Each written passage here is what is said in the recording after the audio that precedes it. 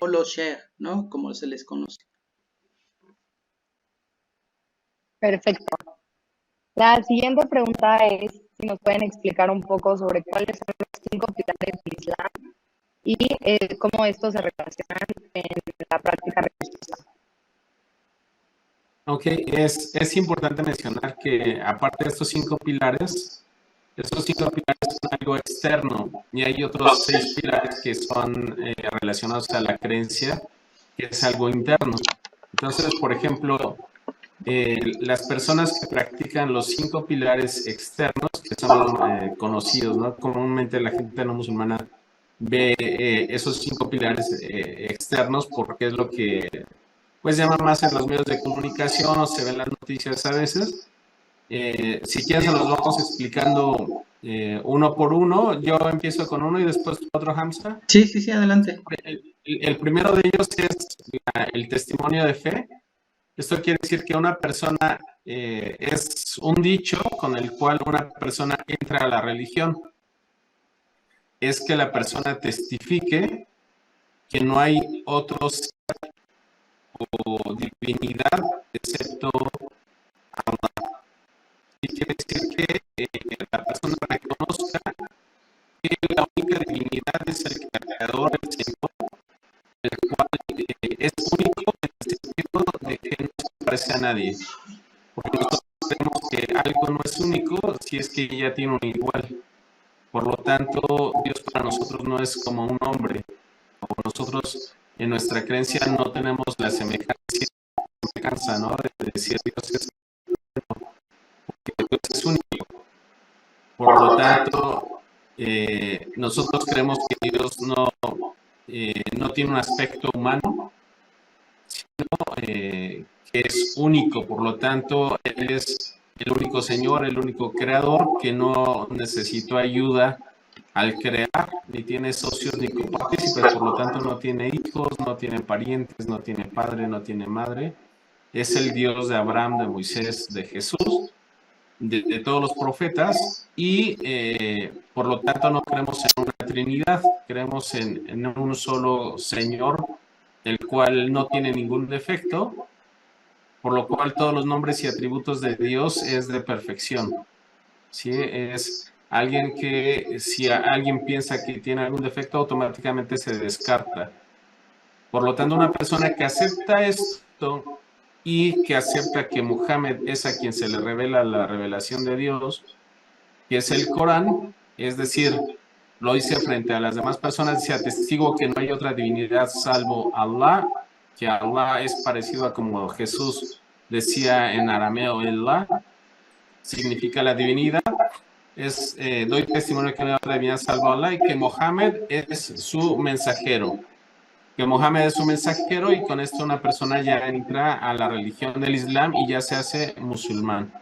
Este es el primer pilar. Si quieres continuar con el segundo, Hamza. Sí, el segundo pilar es establecer el salat. Se le conoce salat o salah como establecer la oración en tiempos prescritos.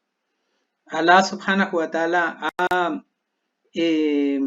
dado la responsabilidad a los creyentes de que establezcan la oración en tiempos determinados.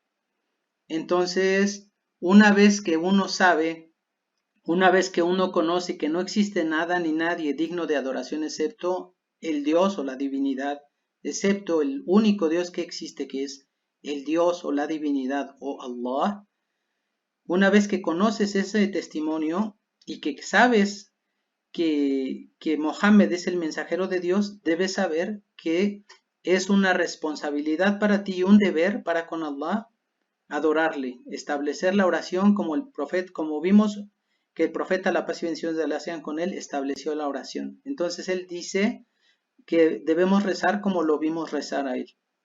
El establecer la oración en tiempos prescritos es el segundo pilar del Islam.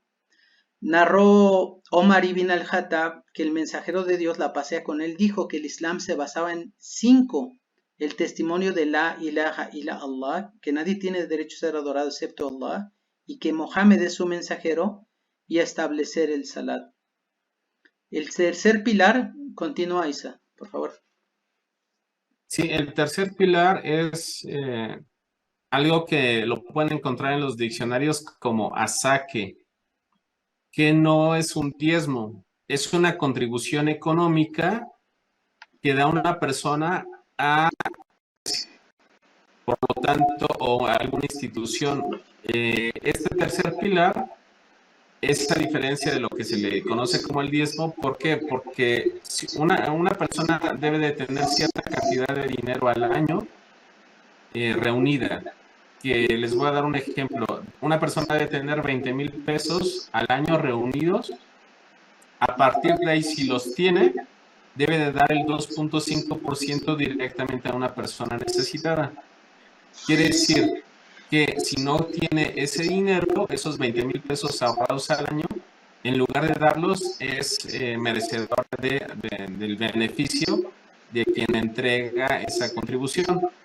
Todas las personas que no tienen esa cantidad son merecedoras de recibirlo y cada quien sabe dentro de sí mismo si tiene esa cantidad o no y sabe si lo da o no.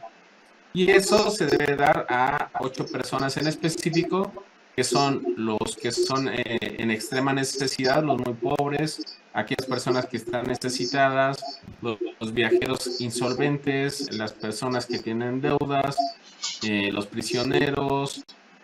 También se da para las personas que están, que lo recolectan, si es, por ejemplo, en un país o algo así, que se encargan de recolectar ya cuando ya es una comunidad más grande, a la gente que está cercana al Islam, ¿sí? Y en el camino de Allah quiere decir para ayudar a propagar la religión. Entonces, en esos se da, y les digo, es una cantidad específica para cierto dinero específico de personas en específico. O sea, quiere decir, no todos dan, sino son algunos dan y otros reciben. El cuarto pilar sería ayunar en el noveno mes de Ramadán. Debemos entender o debemos saber o comprender que el Islam sigue un calendario lunar. Los musulmanes, la comunidad musulmana o la umma del profeta Mohammed, la pasé con él, seguimos o marcamos las fechas del año mediante un calendario lunar, y este calendario lunar tiene 12 meses de 29 o 30 días, y cuando llega el noveno mes, que se le llama Ramadán, se acostumbra obligatoriamente a quien su condición, su estado de salud físico y mental le permite ayunar, y su edad, hay gente que está exenta de esta responsabilidad o de este pilar. Ayunamos desde el amanecer hasta el anochecer todos los días durante 29 o 30 días que dura el calendario, el mes de Ramadán, que es el noveno mes del calendario lunar. Uno se abstiene de beber, de comer, de la gente que está casada de tener relaciones maritales, y de abstenerse de las charlas vanas, de las discusiones. Trata uno de adentrarse a la adoración, dedicarse a pegarse más a la lectura del Corán, a hacer actos de caridad, a recordar mucho a su creador, a darle gracias, a pedirle, a ayudar a la gente, a preocuparse por la comunidad. Se abren las puertas del paraíso para los ayunantes. Dijo el profeta, la pasé con él, que Dios ha preparado una puerta especial para los ayunantes que se llama Rayhan o Arrayán, ¿no? Entonces, nosotros lo ayunamos siempre y cuando tengas esa condición de que tu cuerpo pueda permitirte ayunar. Hay gente que por enfermedad o por edad avanzada no puede ayunar, o los menores, ¿no? Los niños. Entonces, ese es un pilar, el pilar del ayuno, ayunar en Ramadán. Adelante, Isa.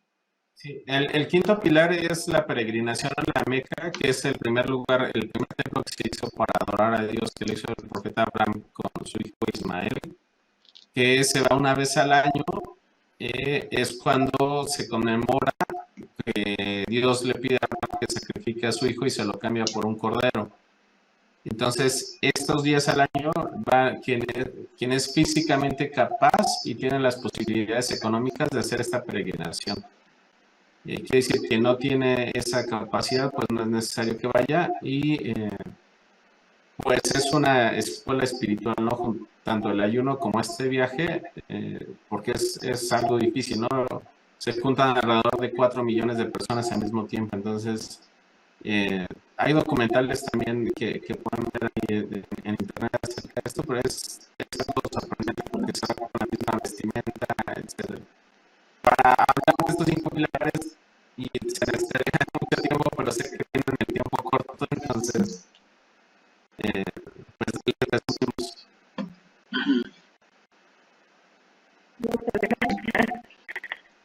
Bueno, continuamos con la siguiente pregunta, que es, ¿qué nombre o nombres recibe su Dios en su religión?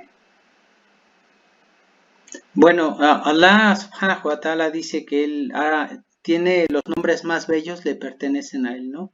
Los atributos y nombres más bellos le pertenecen a Él. Y es su derecho ser llamado y adorado y recordado por los nombres que Él ha revelado, que Él ha dicho descender en el Corán o que ha revelado a su mensajero, a su profeta y mensajero. Entonces es un deber para con Allah recordarlo con sus nombres más bellos, porque a Él le gusta que uno le suplique con sus nombres. Tiene 99 nombres que nosotros conocemos, sin embargo el profeta mencionó que en la Torá se revelaron otros tantos, y Él es el inmenso, ¿no? El grandioso, el más elevado, y seguramente en su infinito conocimiento Él tiene más nombres, pero Él ha revelado en el Corán y en la revelación del profeta 99, que son los que nosotros usamos. Entre ellos el más conocido o entre Occidente es Allah, pero tiene otros nombres muy bellos como Ar-Rahman, el más misericordioso, el compasivo, Ar-Rahim, Al-Malik, el rey, Al-Qudus, As-Salam, la paz, An-Nur, Al-Hayyul Qayyum, el viviente, el sustentador. Los nombres más bellos y atributos le pertenecen. Entonces, Ar-Razak, ¿no? Él es el proveedor. Cuando tenemos una necesidad, lo abordamos, lo imploramos con sus nombres que le gusta escuchar. Acorde a la necesidad que tenemos, es Al-Wakil, el protector, Él es Anur, la luz. Entonces, si tenemos miedo, pues le pedimos, ¿no? Con sus nombres que a Él le complace. Y es un derecho con Él de ser llamado con sus nombres más bellos. Adelante, Isa. Y cabe recordar que la figura de Jesús en el Islam es la figura de un ser humano, porque Dios en el Corán dice el ejemplo de Jesús ante Dios es como el de Adán, que lo creó de barro y dijo se fue. Por lo tanto, para nosotros Jesús es un profeta, nacido de María siendo ella virgen, es un milagro de Dios, pero que Dios lo creó. Entonces, la figura de Jesús es creación y Dios es creador. Además de que cabe mencionar, y súper importante, que la palabra J en nuestra lengua es nueva prácticamente, y la palabra J no se implementó hasta hace unos años atrás. Entonces realmente ni siquiera su nombre es Jesús. En el árabe se le conoce como Isa, y siempre que lo pronunciamos por el eterno cariño y respeto decimos alayhi salam, la paz sea con él. Adelante, Isa. Adelante. Sí. Perfecto, muchísimas gracias. La siguiente pregunta es, ¿qué significa tener fe en su religión? Ok, para nosotros el concepto de fe se le llama imán. Imán, su raíz dentro de la lengua árabe significa la tranquilidad, es el sosiego. Por lo tanto, una persona que tiene fe es una persona que su alma está sosegada, que está tranquila, ¿no? Y que la fe dentro del Islam se define como esa creencia fuerte que uno tiene en el corazón, que se expresa a través de palabras y acciones, que sube con las buenas obras y que baja con las malas. Esto quiere decir de que estas 4 cosas van unidas, ¿no? si uno no tiene una creencia en el corazón fuerte, se puede decir que su fe no es débil. Si uno dice yo creo, pero no lo expresa y no se ve en sus acciones, no tiene lo que se le puede llamar fe. Entonces es una fe muerta, ¿no? Y aparte que no tiene tranquilidad. O sea, la fe es algo, el profeta Mohammed, la paz sea con él, dijo, saboreará la dulzura de la fe, ¿sí? Quiere decir que la fe tiene dulzura, no aquella persona que Dios y sus mensajeros sean amados más que cualquier otra cosa, quien ama a Dios, a una persona solamente por su fe, quien quiera a los creyentes por su fe, etcétera, ¿no? Entonces, la fe es eso, lo que se ve en tus palabras, acciones y está dentro de tu corazón, que está firme y no se mueve, no tiembla, pues.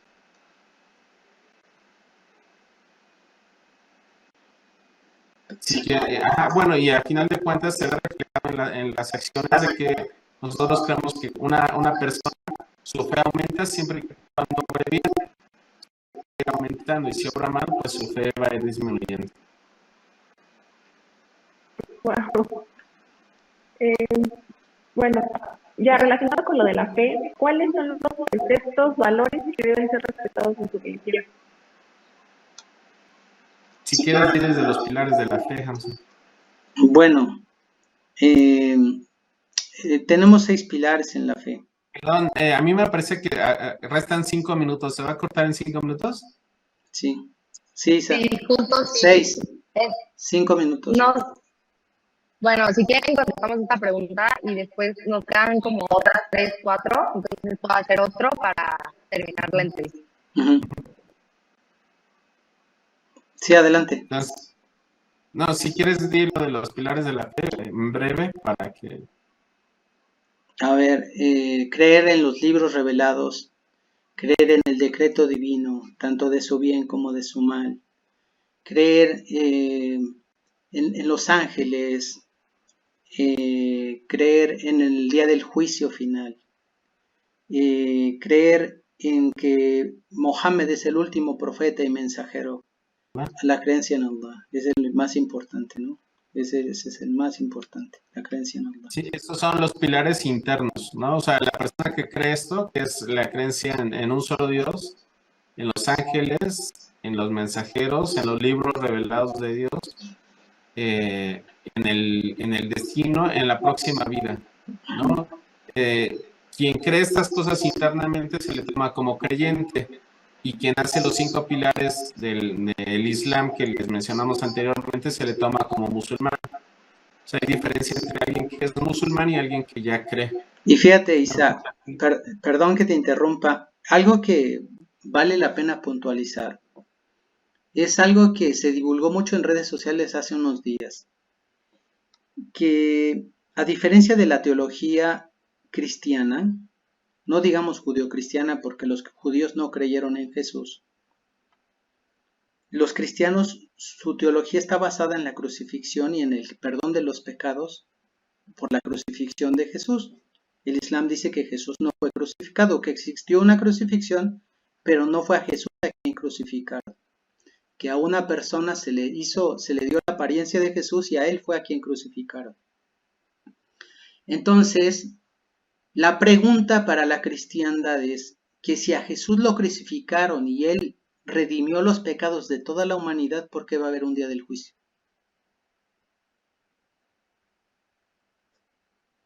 Entonces, pues piénsenlo, medítenlo y quédense con esa pregunta que el Islam resuelve muy bien. O sea, nadie va a ser cuestionado o nadie va a cargarlo con los pecados de otro. Sí, es por eso que no creemos en un pecado original. O sea, creemos que cuando Adán y Eva cometen el pecado, en el Corán dice que ellos se arrepienten y Dios inmediatamente los perdona, ¿no? Entonces, dentro del punto de vista del Islam, no hay un pecado original y también no hay una crucifixión, sino Jesús viene como para... de hecho, creemos que Jesús va a regresar también. Parte de la fe es creer en el regreso de Jesús y creemos que él va a regresar y va a morir como una persona normal y la gente pues se va a dar cuenta que no es Dios o hijo de Dios dentro de la fe, ¿no? Ok, perfecto, muchas gracias. La verdad está muy interesante. Sí, Ana. Ok. Entonces, la siguiente pregunta es, ¿qué fiestas sagradas se celebran en su religión? Si nosotros tenemos una que acaba de pasar, que es a finalizar de Ramadán, se le llama la festividad del desayuno. ¿Por qué? Porque ayunamos todo el mes de Ramadán, quiere decir que, como lo explicaba Hamza, mientras dure el día no comemos ni bebemos nada, no tomamos ni siquiera agua durante sale el sol, pero sí desayunamos antes y cenamos. La fiesta del desayuno es que ya cuando sale el sol ya podemos comer y los musulmanes celebran que pudieron cumplir el mes de Ramadán. La segunda fiesta es cuando se hace el quinto pilar del Islam, que es la peregrinación, que como creemos que Abraham iba a sacrificar a su primogénito Ismael, que a diferencia del judio-cristianismo se menciona como si fuera Isaac, dentro del punto de vista del Islam se considera a Ismael como su primogénito. Entonces Dios se lo cambia por un cordero, se le llama la fiesta del sacrificio. ¿Por qué? Porque se acostumbra a sacrificar un cordero en remembranza a ese acto de fe de Abraham, y la carne se reparte en tres. Se da un tercio a los necesitados, otro tercio a los familiares y amigos, y el otro es para consumo personal, ¿no?, de la familia. Esa fiesta viene aproximadamente dentro de un mes y medio y son las dos festividades del Islam. Pero pues me dio mucho gusto estar con ustedes. Hamza, les puedo pasar mi contacto también, cualquier pregunta que tengan. Pues mucho gusto y espero que les vaya bien en su trabajo. Perfecto, muchísimas gracias. Con gusto les paso el contacto de Isa, inshallah. Gracias. Gracias. Gracias, mucho gusto.